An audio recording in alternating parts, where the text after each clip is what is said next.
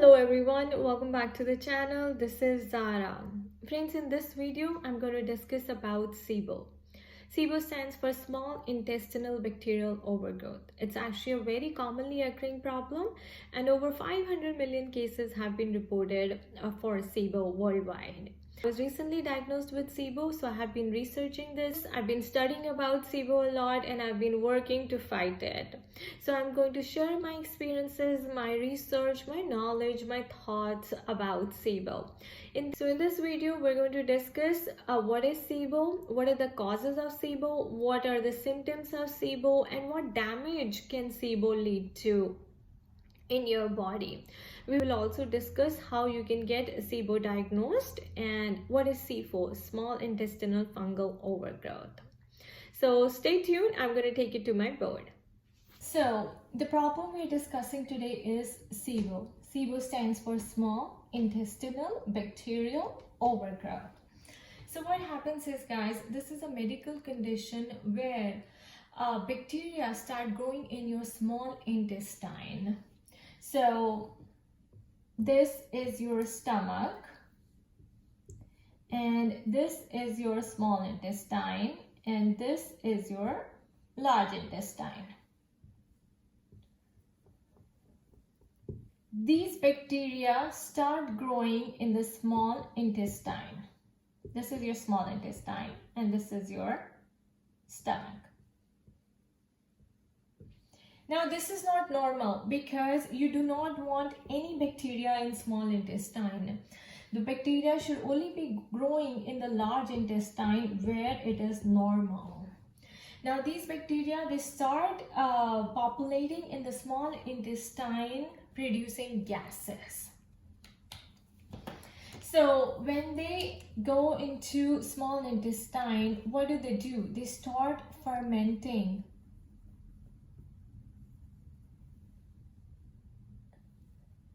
So they start fermenting whatever you eat, like starches and fiber, producing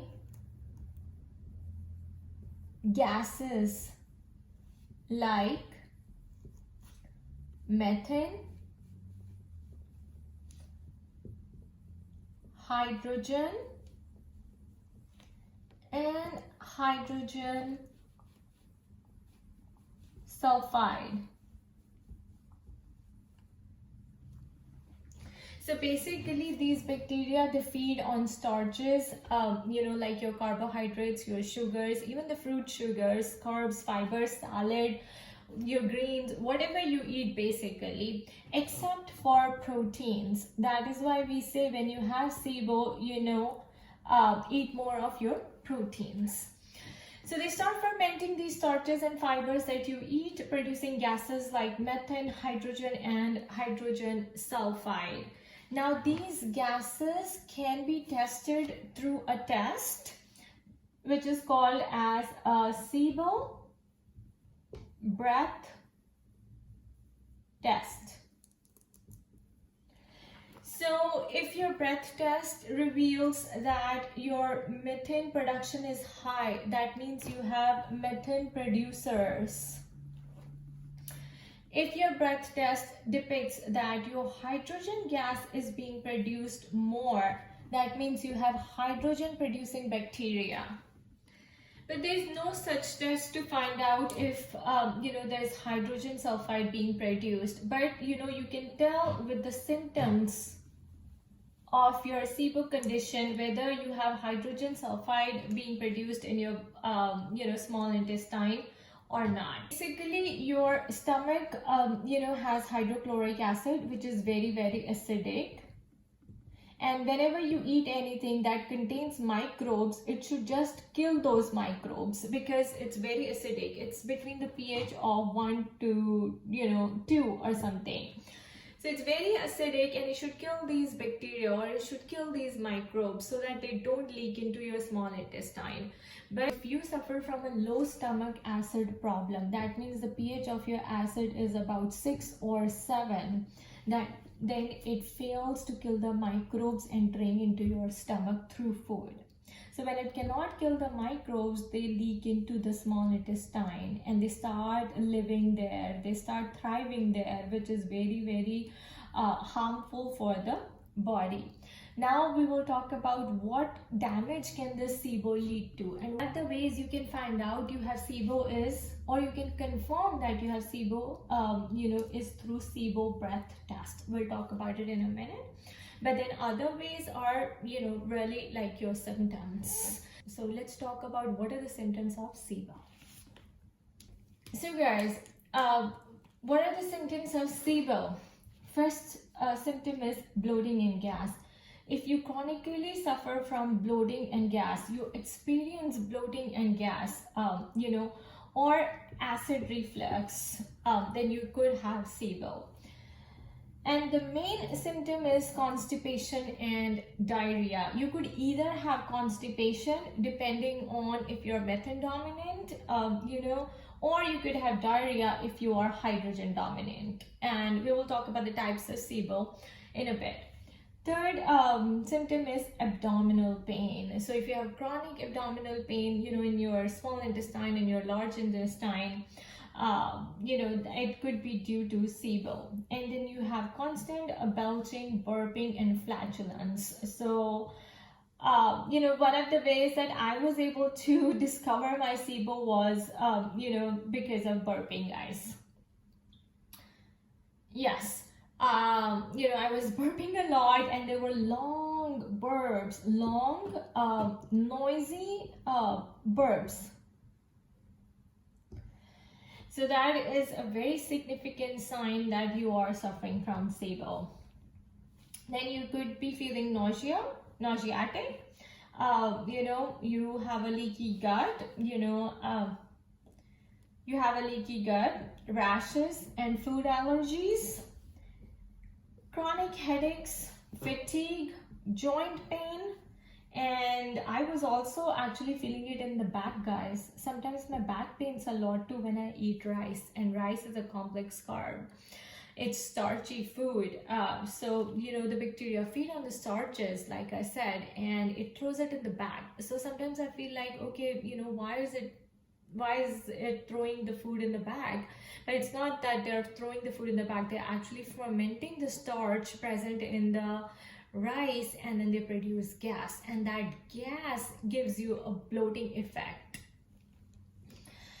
Also, you could be having insomnia, and the last is malabsorption of fats. So your body is unable to absorb or break down fats. So since it cannot break down fat, because bile production is disrupted, so it cannot break down fats. And if it cannot break down fats, then what happens? You become deficient in all the fat soluble vitamins, or the fat vitamins like A, D, E, and K. So if you are experiencing these symptoms from a very long time, like I was on laxatives for about 12 years, and I think I've had SIBO ever since I started taking laxatives, and I've been experiencing bloating and gas, constipation, abdominal pain, burping, belching, nausea, not nausea really, but acid reflux. Yes, I used to get a burning sensation in my throat all the time. Whenever I ate anything, my throat just used to feel like, okay, it's burning. So that's one of the biggest symptoms in SIBO. Then I do have leaky gut, guys. So my doctor had to heal my leaky gut by giving me the L-glutamine powder. I have talked about this in my other videos. I did not have rashes. I do have food allergies. My body was producing sinus as in phlegm a lot, indicating that I'm allergic to certain foods. Headaches, I didn't have headaches. Fatigue, yes, I still experience chronic fatigue. Joint pain, yes, sometimes in my hands and in my knees. And like I said, back pain is very, very prominent with me if I eat rice or anything, like a starchy carb. Then malabsorption of fats, yes, definitely. I was always complaining that I feel like whenever I eat fat or carbs, my body is not breaking it down. Actually, it is breaking it down. It's going to the small intestine where your nutrients are absorbed from the food. But since you have bacteria sitting in the small intestine, they ferment it. They ferment it, producing a gas leading to the damage of the small intestine and the gut lining. So that is the problem actually. So it's not that your body is not breaking down food. Your body is breaking down food, but your body is not able to absorb the nutrients from the food because of the presence of bacteria in the small intestine where the entire food is actually absorbed, where the nutrients are actually absorbed. So you can also become deficient in nutrients. And you could be gaining unexplained weight, right? Another symptom is weight gain, unexplained weight gain. All right, now let's talk about the types of SIBO. So basically there are two types of SIBO, methane dominant and hydrogen dominant. How can you diagnose whether you're methane dominant or hydrogen dominant, and what are the symptoms produced by the methane dominant SIBO and the hydrogen dominant SIBO? In this section, we're going to talk about the types of SIBO. So we have three types. The first one is when you are really constipated. Second one is when you have diarrhea, and the third one is the mixed type, which is you have alternate constipation and diarrhea symptoms both. So this is actually true SIBO, which makes up about 63% of it. So depending on your symptoms, guys, you can tell whether you are methane dominant or hydrogen dominant. So if you have SIBO and you have symptoms like constipation, nausea, belching, and burping, then you have more of methane producers in your body, and that is type IBS-C. So now IBS stands for irritable bowel syndrome, and SIBO is a subset of IBS. Not all IBS is SIBO, but about 11.3% is what they say is SIBO. So SIBO is a set of IBS. So if you have IBS constipation, it makes up about 35% of it. Then you have methane producers in your body. That means your bacteria is producing methane gas, leading to constipation, nausea, belching, and burping. And so you need a treatment for that.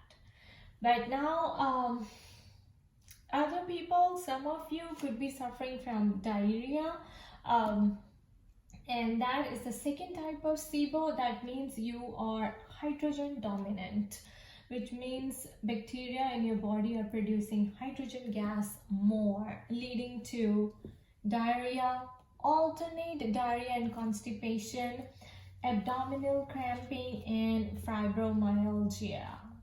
So this is about 40% of it, but you could also have mixed symptoms in which you have constipation plus diarrhea both. So together it makes up about 63%, which is called as true SIBO.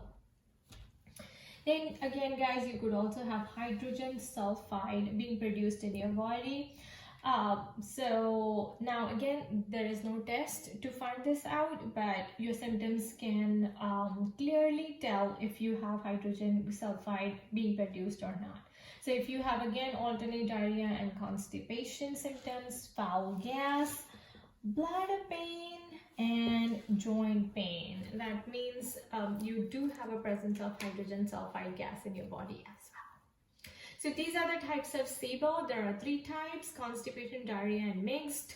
Again, this can be detected from the breath test that you take, or it can be detected from your symptoms, all these.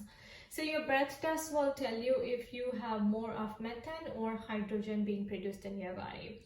Also, you can tell from constipation and diarrhea if you have methane, you are IBS-M, you are IBS-C or IBS-D. So depending on the type of the SIBO, your treatment will be conducted. Now I would say for methane, and hydrogen, actually, doctors prescribe antibiotics, guys, allopathic antibiotics, herbal supplements, and stuff like that. So it's recommended that you go for the herbal supplements, because sometimes you can also have, either both, um, or you can also have SIFO, the small intestinal fungal overgrowth. So let's talk about what damage can SIBO lead to. Now, one of the most commonly asked questions is, can SIBO go away on its own? The answer is no, it cannot. You have to take the treatment. You have to take the treatment for SIBO, which is nothing but antibiotics and being on a restricted diet. Alright, next, let's talk about the damage that SIBO can lead to if you do not treat it soon. In this section of the video, we're going to talk about the damage caused by SIBO. If left untreated, or even if you guys start treating it, it does take some time, guys. It does do the damage anyways. So what it does is it disrupts or it damages your microvilli. These are finger-like projections in your intestine which releases enzymes. So they release enzymes that help you in the last step of the digestion. And so this is disrupted, or this is damaged. It cannot release these brush border enzymes. So your digestion is impaired. It also leads to histamine intolerance. And it also leads to leaky gut, guys. Again, we know leaky gut is when the undigested food particles can leak into your small intestine and can have bacteria grow there. So leaky gut is definitely not acceptable. You must treat it, and then this is the first step that you must take towards treatment for SIBO. It can also lead to rashes and food allergies. Second damage is bile acid destruction. So we all know bile is needed for the breakdown of fat. So liver produces bile, guys, and bile is stored in the gallbladder. So whenever you eat a fatty thing or whenever you eat fat or something like avocados or ghee or oil or anything like that, then your gallbladder releases bile to break it down, and so that the nutrients can be absorbed in the small intestine. But since you have bacteria growing in the small intestine, so this process is also impaired here, and so it does lead to malabsorption of fat soluble vitamins such as A, E, D, K, essential fatty acids. So you can really become deficient in vitamin A, which is really needed for eyes and your esophagus, your food pipe, and then vitamin E, D is needed for bones, K, and essential fatty acids. Third damage it does to your body is it makes you deficient in B12. Now B12 is a very essential vitamin, guys, because it's needed for the healthy brain function and also for energy. Magnesium is a micronutrient and it makes you deficient in iron as well. So it leads to malabsorption of all these nutrients as well. Last is impaired M.Sc. M.Sc stands for migrating motor complexity. So migrating motor complexity. So what it does is it impairs this migrating motor complexity of the small intestine, causing the bacteria to stay in small intestine. Now this should actually happen in large intestine where it will be considered normal. But when it starts happening in the small intestine, then it leads to the impairment of migrating motor complex, which is, it is nothing but it is a system in your body that moves stuff through the intestine. So it basically moves stuff through intestine so that the undigested matter can come out. All right. Now, if your motility, migrating motility complex, if this system is impaired, guys, then you will feel constipated. And if you feel constipated, that means all the toxins and the undigested material is getting accumulated in your body. It's not actually getting flushed out. Then it will lead to more problems and more diseases. So for this, again, like I was saying, you can take natural supplements, so that you can get this stuff moving. And yeah, your doctor will take care of it. But if you're suffering from SIBO, you should have this knowledge and this kind of awareness so that you can treat it in a better way.